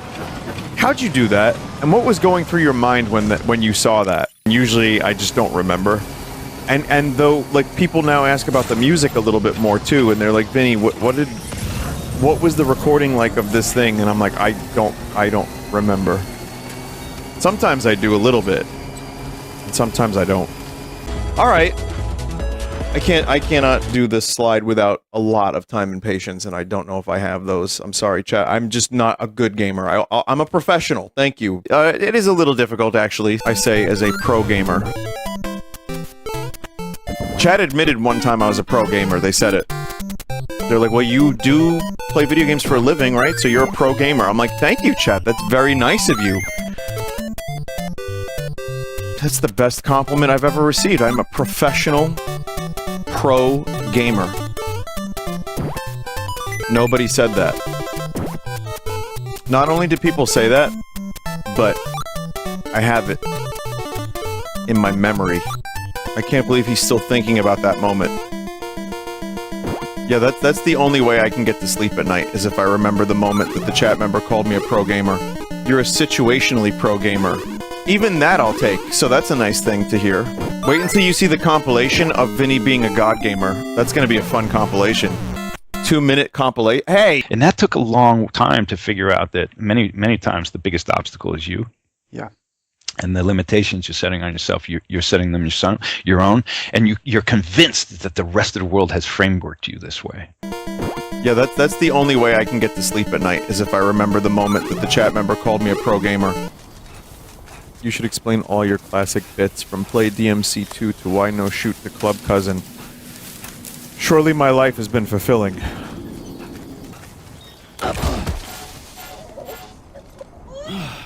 Oh boy, that must hurt. A little bit, man. Vinny would make a terrible post-apocalyptic father. Well, I mean, you could just get rid of post-apocalyptic from that sentence. This is rather pertinent when you consider the story of Death Stranding 2. It's about the existential aspects of being a father, bringing another life into the world. Vinny is using criticism to shield himself emotionally. You could say, from a certain point of view, the closest thing Vinny has to children of his own is chat, his audience. This goes back to Zelda, of course, and to Eiji Aonuma. As we're going to learn, passing on what you've learned to your kids is going to be a big talking point when discussing the intended interpretation of The Legend of Zelda. But more than that, it should be a little obvious that these things matter. Life, happiness, love. These are the things that truly matter. And, for some reason, gamers like Vinny think that it's strange for an artist to care about these things more than the entertainment quality of a game. When gamers fail to recognize story, it's not actually because they're too stupid to understand it. It's all too easy to accuse them of being stupid. But I know Vinny. I know he's not stupid. And as we saw before, Matthew Matosis wasn't as stupid as he let on either. Humans tell each other stories as invaluable life lessons, and they're always framed in a way where you can understand them and interpret them for how the story may apply to your own life.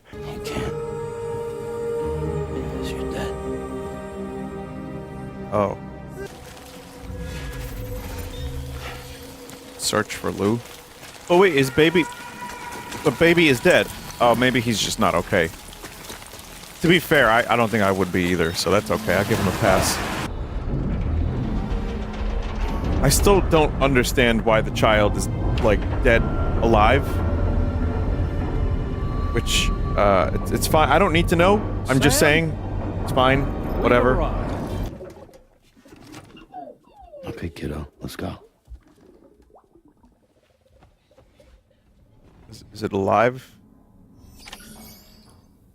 But the stuff that was being presented to me, I was just like, okay, Kojima's being weird for the sake of being weird. Got it.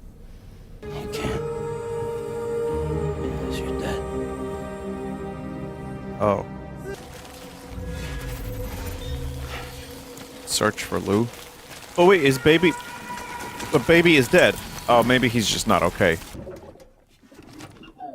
Okay, kiddo, let's go. Is it alive? Oh, maybe he's just not okay. The low frame rate is cool. It's just fucking hilarious. Sam, that pod is empty.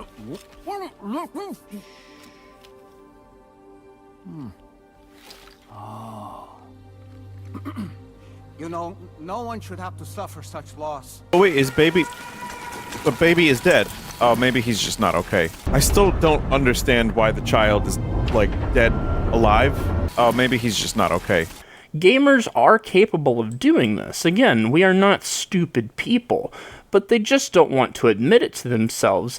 They don't want to confront their emotions through fiction, which, speaks volumes for how incapable they must be of confronting them in general or practical contexts. Because fiction is supposed to be a safe space. It's not like Death Stranding is literally about Vinny and Chat. It's just about a man and his son. Vinny was able to follow this. He's not stupid. He just continually and audibly repressed and suppressed that information. Vinny's unique in this scenario, not in the fact that these things make him uncomfortable, but instead he's unique because we can actually see him create these problems for himself live in real time. Matthew Matosis wasn't that stupid, we saw that, but he had enough time to script out a video quote-unquote critiquing the game, which in reality was just mental gymnastics to ignore the fact that he couldn't face the music and look inside of himself. This is what all fiction is about. Books, movies, games. Games doing this isn't strange, or at the very least it shouldn't be strange if we want to live in a world where artists are allowed to create art. This is why all humans across time have told each other stories. It's time for you to hit the road and start a new journey.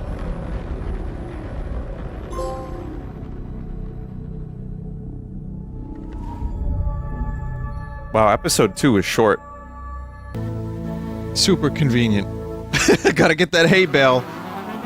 That's the whole... What?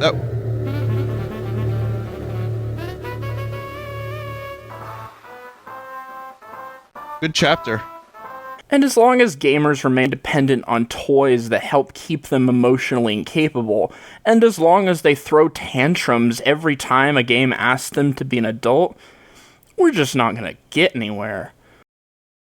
The first step to fixing a problem is accepting that you have one in the first place.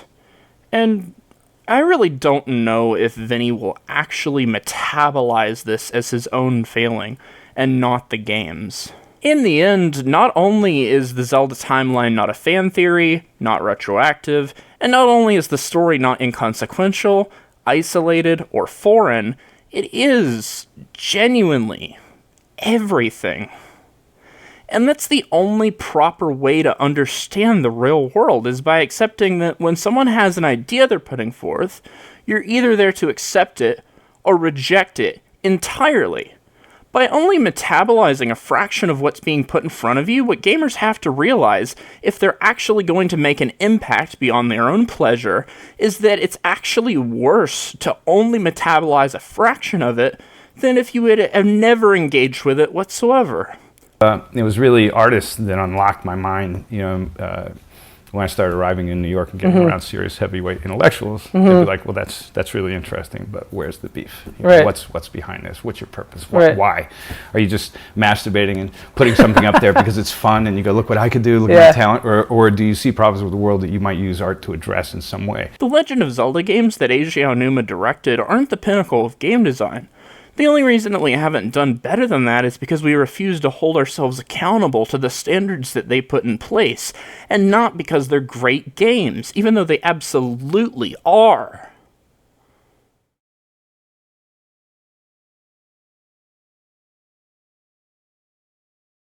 The rest of this video was going to be a small biography of Eiji Aonuma and an explanation of which story elements were important to him personally and why. I ran into a couple complications with that plan because there's still 2 or 3 prerequisites, but I've decided that this is my video and I can have my cake and eat it too if I want. The office politics at Nintendo and the history of the company do actually pertain to the story purposes of each Zelda game and how Aonuma wanted you to interpret them. So I decided I'd cover that too in sort of a Cliff Notes kind of way. The story of the 3D Zelda games are about Aonuma's life, and working at Nintendo had a large impact on his life.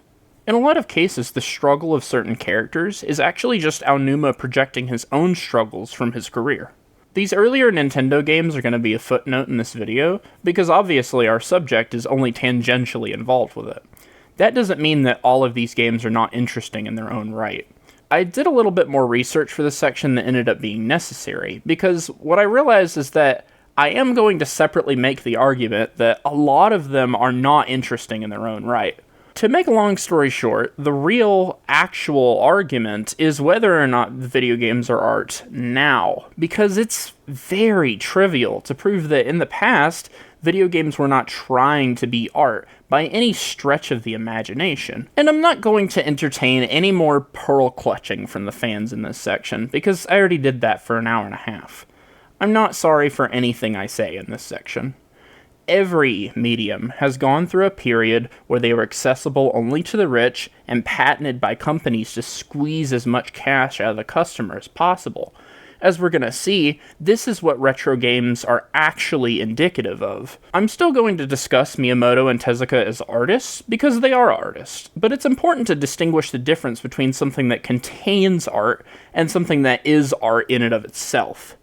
This is why when Eiji Aonuma came to the Zelda team and made radical changes that he did, those changes were simply what was necessary in order for Zelda to become a meaningful work of art. Only around SNES did video games take their very first steps into being something deeply personal to one person at the heart of its development. Games are a very new thing, and I think accepting that and trying to show how we've changed is the path forward for making all of this more commonly accepted.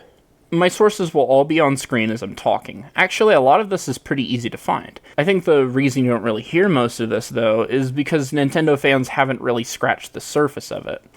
But really, most of this is a simple trace into the Wayback Machine, from Wikipedia, Famitsu, Nintendo Dream, IGN, and most of all, Shmupulations.com.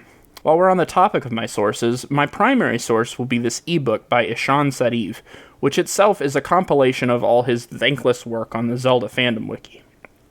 Any other day of the week, if you told me that your source for something came from a fandom wiki, I would laugh in your face. But most of what I found ended up being redundant with what Mr. Sariv found, as I did research on this project. So I can say with reasonable confidence that I've audited this one. He's mostly legit. You might be curious as to why I'm not using Hyrule Historia as my primary source, or some other official source. And the reason for that is that Nintendo, as a company, has incentive to lie. But Nintendo is very rich and very smart. Nintendo knows that we know that they have an incentive to lie. So what they do instead of lying is to just not tell us anything at all. You know, Hyrule Historia is pretty cool for what it is. It's showing us never-before-seen concept art, but it never says what year it was made, or even who drew it, or who told them to draw it, or why they told them to draw it. So it's not actually insightful in terms of discussing the development history, let alone Aonuma's ultimate intentions for the story. There is a couple things I'm unsatisfied with in Ishan's book, but otherwise, yes, the best history book on the Zelda series is written by a fan unofficially. On the subject of history being lost over time and obfuscated for political gain, this is actually one of the many important themes in Aonuma's Zelda games. With each of the 5 he's worked on, there's 100-year time jumps, and so certain things are obvious to the player, even if they aren't obvious to the characters. And they're especially obvious, in retrospect, once you learn more about what Aonuma is trying to say with it, which I think makes an exercise like this pretty rewarding in a kind of direct way, even if you aren't a Zelda nerd like me. As we go through these different games, you're going to notice a trend where the game the artist discusses in the interview is a different game entirely from the one that's playable on a cartridge today. The scenarios 80s era game devs were trying to simulate only represent a fraction of their concept, which is why at the time most story information is given to you through the game's manual or posted on the side of the cabinet, which you're supposed to read first, and then try to match the graphics on screen to the characters described in the text. You can successfully do this, but the effect leaves a lot to be desired. そもそも私がゼルダと初めて出会ったのは1988年任天堂に入社して間もなくのことでした。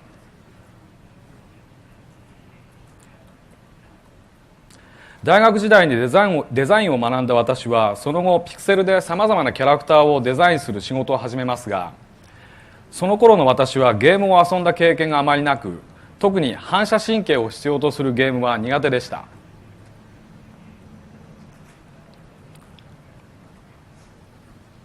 ゲームを始めてすぐフィールドに出現するオクタロックの動きが読めずにいきなりゲームオーバーとなり、その後多少操作に慣れてきてもスクロールを繰り返すたびに新たに出現するオクタロックと出会い、私はこいつと永遠に戦い続けなければいけないのかと途中でゲームを進めることを断念してしまいました。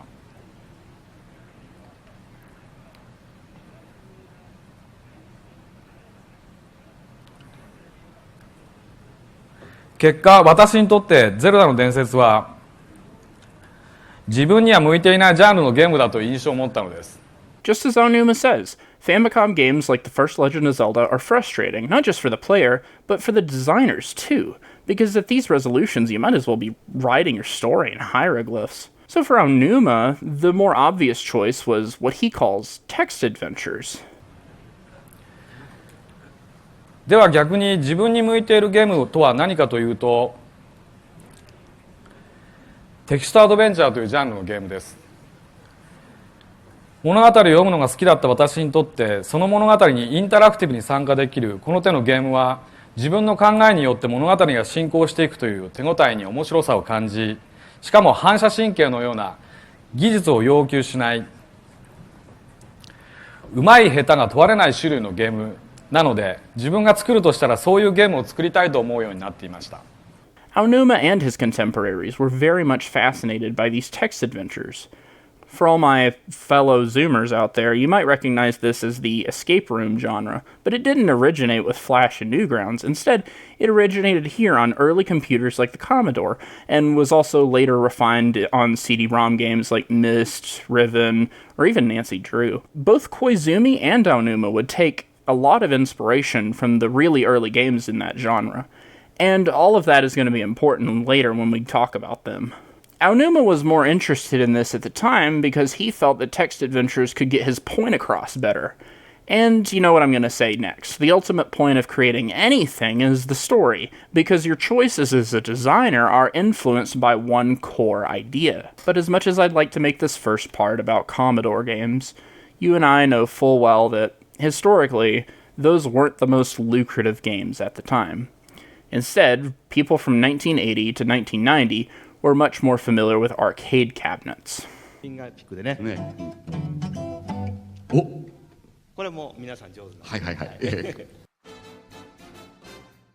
Our story begins in 1977. A young artist and toy designer named Shigeru Miyamoto joined Japanese toy maker Nintendo. Having impressed company president Hiroshi Yamauchi with his work, Miyamoto was assigned to create artwork for an arcade game named Sheriff, wherein the player found themselves surrounded by bandits and needed to fend them off. in the process saving a young woman they captured. Sheriff was Nintendo's first damsel in distress game, a concept Miyamoto would subsequently reuse across many of his later games. とかね、これ、フィンガーピックですよね、こうしてね。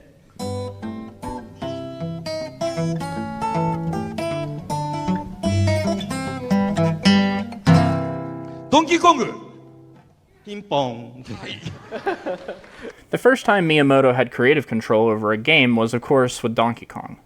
Now, this part of the book overlooks an important detail that when Miyamoto is using Pauline in DK, or the damsel in Sheriff, he specifically refers to Pauline as Mario's girlfriend.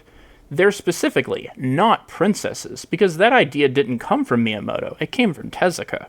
But, you know, when you look at a guy like Mario, he's a pretty unlikely hero, isn't he? He's a, you know, pudgy Italian plumber with more facial hair than Donkey Kong has. Tell us about how you came up with him. だからやっぱりもともとねこんなちっちゃい絵なんですよね。マリオを描くときっていうのは。We had to draw Mario as a small character, and at the same time, we had to make him look human. To do that, we needed to draw a distinctive feature for him, such as giving him a big nose. We gave him a mustache so that we didn't need to draw a mouth. It's difficult to show facial expressions with small characters. We gave him big hands. Since we were trying to create something distinctive in the character, it was natural to draw something like that. どうしてもあんなになっちゃうんですね。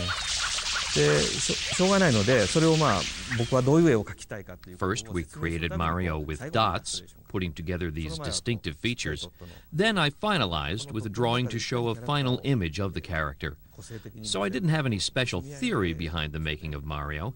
He evolved over the development process, followed by a final drawing of what I wanted him to look like. 自分が気に入った絵に描くっていうことだけですね。プロセスってないんですよね。なんとなくひらめいたんですか。まあ主人公というのはこういうやつがいいなって思いますよね。でそれは何かっていうとそのスーパーマンのようなかっこいいやつじゃないっていうことは決まってるんですよ。じゃあどんな顔がいいかっていうとこれはビデオゲームでこういうちっちゃい箱の中に描くわけですからね。ちっちゃい絵で描いてもどんな顔してるのかよく分かるやつがいいっていうので少しデフォルメできるやつがいいと、デフォルメするためにはやっぱ鼻を大きくひげをつけてで帽子を着せてしかもこう髪の毛なんかがふさふさ動く絵はとてもちっちゃいで描けないんで帽子をかぶらしてごまかせとかですね。でどうして一生懸命上へ行くのかっていうとやっぱりそこには愛しい彼女がいるからやとかですね。で敵はどうするっていうとそんな凶暴なやつは嫌だと。だからちょっとライバルに近いやつを置こうと。ただ女の子をこう連れて逃げながら小脇に抱えていくぐらいってゴリラがいいなとかそういう展開ですよね。But I have to really diverge because this book overlooks something even bigger. Around the exact same time, Miyamoto was also working on a cabinet based on Fleischer's Popeye cartoons. That game eventually released, but it was after Donkey Kong already came out. We know that game was actually delayed, and we know that delay was because Nintendo struggled with the Popeye license. So they took the Popeye game and swapped Popeye out with Mario. This isn't conjecture, Miyamoto himself admits it. The basic concept of Popeye is that there is a hero and his rival who he manages to turn the tables on with the aid of spinach. I sketched out a few ideas for the games using Popeye. At that point, Yokio-san said it was good enough to bring these ideas to the president's attention, and in the end, one of the ideas received official approval. Yokio-san thought that designers would become necessary members of development teams in order to make games in the future, and that's how Donkey Kong came about. Iwata asked him, but originally it was going to be a Popeye game. That's right. But while I can't exactly recall why it was, we were unable to use Popeye in that title. It felt like the ladder had really been pulled out from under us, so to speak, which is a joke about how the Popeye game is about climbing ladders. Now, my first reaction to this information was to say that Miyamoto's concept of Mario drew from Popeye, and the class's struggles were a key thing going on under the surface. It would have explained why Mario is a plumber, a lion tamer, he later becomes a doctor, and it would have made sense with Miyamoto's other interests, because when he came up with Zelda, one of the main things he drew from was The Great Gatsby, which is also about classism in America. The problem with analyzing Shigeru Miyamoto in this way, though, is that he himself admits that the character of Mario was invented as a mascot first, not a character with a story. First, we created Mario with dots, putting together these distinctive features. Then I finalized with a drawing to show a final image of the character. So I didn't have any special theory behind the making of Mario. He evolved over the development process. So does Mario turn into a good movie? It's a fucking terrible movie, right? It's a terrible movie. Because it's not there to begin with. At this point, I believe the reality is somewhere in the middle. Miyamoto did have an idea for what he was basing Mario off of, which, by the way, is extremely different from how he's portrayed in the console games that everyone's actually familiar with today. But the way that Miyamoto was using Mario was explicitly as a character that he can force into any game that he made. He said this openly.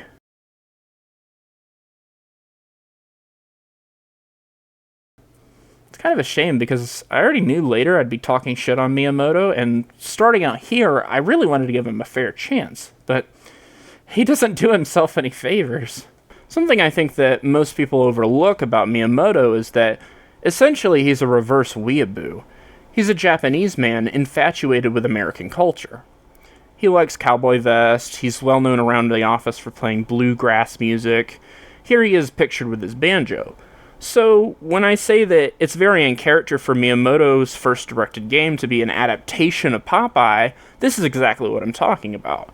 He likes rubber hose animation, he likes 1920s styled industrialism with girders and steamboats and trains, and burly working class men with big jawlines. He really likes cowboys.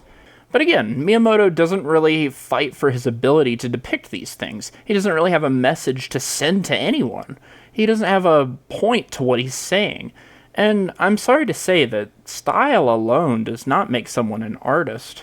I think this is a really difficult thing for people to understand, because they think to draw, you must have a lot of mechanical knowledge about things. And while perspective and anatomy do help, ultimately drawing is not a skill, it's confidence. Everyone has a different art style in the same way that every single person has different handwriting. If you can write the letter A, you can also draw a stick figure. What people lack when they say that they can't draw or don't know how to draw is the confidence that comes with failing and learning. Miyamoto does like to play music and draw, and he understands how to do those things. But what actually makes someone a real artist is why they do those things, the confidence they carry themselves with. Now, the real point of 2D side-scrolling for Miyamoto, I think, is just the characters being animated. You're able to see the silhouette and the side profile of the character most prominently at that angle. Dark colors in the background help pop out best, which would also make the most sense for creating a game based on a licensed character. This is why Donkey Kong was able to popularize this format so quickly, and also why Miyamoto capitalized on it in the first place. He was trying to make Popeye's sprite recognizable, so that when a Paramount executive eventually saw it, they'd be able to tell what it was actually supposed to be a depiction of. And like I said, even after Miyamoto realized that he could do more with the concept without Popeye, his specific goals in these arcade games are really marketing concepts. It's just, instead of marketing for Popeye, now he's marketing for Nintendo proper with this Mr. Video character. When you look at the set pieces and the scenarios in games like the original Mario Bros., you understand clearly that this is only a fraction of what Miyamoto wanted to depict with this character. You don't have to know every interview ever to understand clearly that the set pieces that make up the design of in-game events in an arcade game or in a Famicom game are only reflecting the original intent very loosely. If Miyamoto was making a movie instead, for example, this entire game would be one scene of that movie, in terms of how it actually illustrates a concept. The reason we've never really seen what Miyamoto's full vision for Mario is, even 45 years later, is because this wasn't considered a flaw. Simply putting the same exact character in a different scenario and selling that as if it's a complete experience was the business strategy at the time. This is specifically not an artistic concept. Instead, it's using art, colors, and shapes to get quarters. As time went on, Miyamoto could have challenged this if he wanted to hard enough. It's not like Nintendo doesn't have the money, or that they don't trust the man who made them all that money. All artists, including Shigeru Miyamoto at this point, are fighting an uphill battle against a combination of technology and bureaucracy. I think for Miyamoto, he feels like he lost that uphill battle. He really doesn't want you to remember that he's the one that came up with Mario being a Brooklyn plumber. And we know that because all this high fantasy stuff that we associate Mario with today actually comes from Takashi Tezuka. Miyamoto's interviews about the Famicom era are a little strange, because Tezuka will sit still and say nothing, while Miyamoto does all the talking. Miyamoto will use words like, "We wanted to do this," or "We decided this," which does imply that Tezuka was involved, but at no point does Miyamoto credit Tezuka with anything specific, and at no point does Tezuka speak up and say, "Yes, this was me 100%. If you take Miyamoto at his word, what he's saying is that everything they did together. Nintendo was so small at the time, it's basically impossible for anyone except Shigeru Miyamoto and Takashi Tezuka to actually know what happened in that office. But we do know that, in general, Takashi Tezuka has never been a very verbal person. Actually, that might have been the reason he was hired. In the sense that Miyamoto wanted a visually oriented people, I mean. Miyamoto was credited as producer or supervisor in every single console game up to the year 2000. With Pokemon Stadium. Yes, all of them. Now, it doesn't take a rocket scientist to figure out that there's very few similarities between Super Mario Bros. 1 and Pokemon Stadium.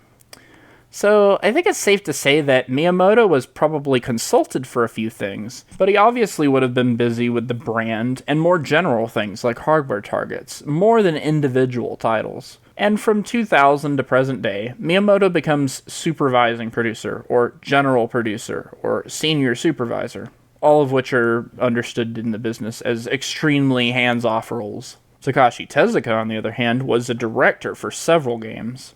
Actually, during the early days, he was drawing everything out, like drawing the levels on graph paper. But even if every scrap of material didn't come from Tezuka directly, as a director, it's his job to organize and curate everything into a collection and make it fit into one complete package. He has final say, and that makes the game itself his collage artwork. I think given what we know from this, you and I can see how Miyamoto knew how everything worked on a business and at a technical level, but what he really needed was someone who could flesh things out. Level design as we know it today really wouldn't exist without Takashi Tezuka's efforts in Super Mario Bros. 1. But when this concept was introduced, it was originally thought of as an economical feature. Miyamoto most likely felt that by designing the initial characters and designing what kinds of actions and abilities they all had, that he was the one in creative control. But what I don't think he realized is that by handing the levels over to someone else, Takashi Tezuka was the one determining how the player will actually interact with these elements on a moment-to-moment basis, which actually defines the experience much more than these objects and enemies existing in isolation. For understanding Tezuka as an artist, Mario 3 and Mario World are the two big ones to look at, but my research is incomplete. Basically, what I know for now is that for Miyamoto, these were always damsels and not princesses. Tezuka is the one introducing high fantasy elements from Tolkien. Castles, mushrooms, pipes. That's always been Takashi Tezuka's vision of Mario. That's the one that's featured most prominently in the games, and the Mario that people are actually familiar with. You'd be forgiven for never knowing this, because Tezuka presents himself as Miyamoto's right-hand man in a pretty literal sense. I can't pretend to know the full extent of their relationship, and also couldn't glean very much from reading the interviews I did find, but what I do know, again, is what's present in the games that he's credited with. Miyamoto preferred side-scrolling games with dark backgrounds so that the character art was showcased best. Tezuka preferred top-down perspective games to the point where Mario 3 was almost a top-down Mario. And this is because Tezuka was much more interested in level design, drawing the levels out on graph paper, and seeing the level take shape. You could even argue that with Super Mario Bros., Tezuka invented level design as we know it today. This will be important to talk about later when we finally get to Ocarina of Time. Speaking of Ocarina of Time, here's an interesting interview question from 1998.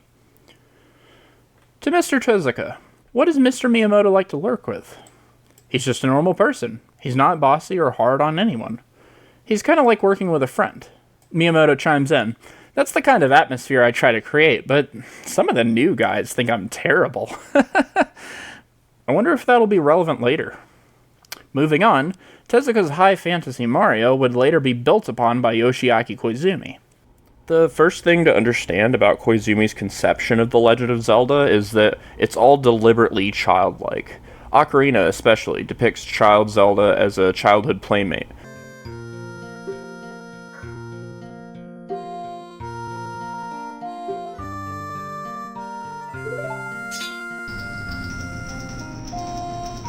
She's like his sister, or his best friend, basically.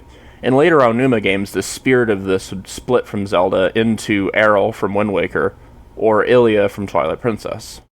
You'll learn a lot about Koizumi's life if you read Rosalina's storybook from Mario Galaxy.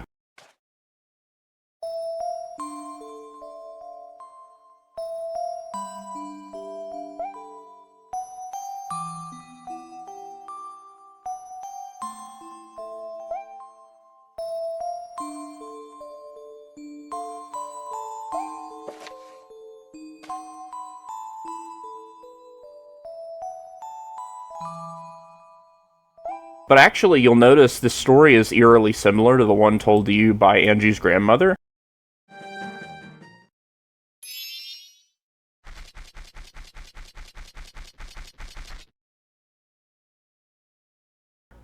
The story is illustrated like an oil painting. You'll notice even down to the library and the campfire.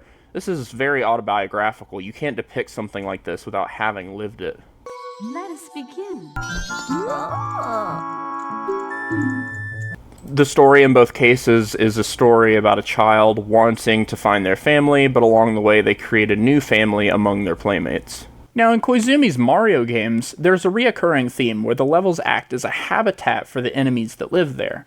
And so every time you re-enter the level for a new star, something new will threaten their habitat. You get to see how they react to the new threat, and you get to see them rejoice when you save them from the threat. The Bob-ombs live in Bob-omb Battlefield, for example. The Nokis live in Noki Bay, Lumas live among the stars, and so on and so forth. Koizumi basically treats these things as interchangeable, so that he can reiterate the same theme across all three of his Mario games, and in all the different levels. Koizumi really likes anthropomorphizing inanimate objects like womps or stars themselves, and he gets a lot of mileage out of those metaphors.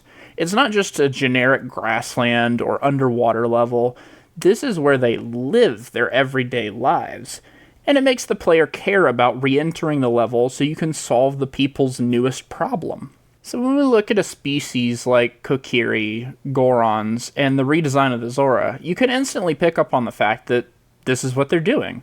Piantas are palm tree people, Gorons are rock people, Womps are brick people. He's making anthropomorphic objects just like he does in Mario. And given everything we've discussed about Tezuka, this information enhances and emphasizes those concepts that he borrowed from Tolkien. Now, knowing all of this, from here on we can proceed in chronological order.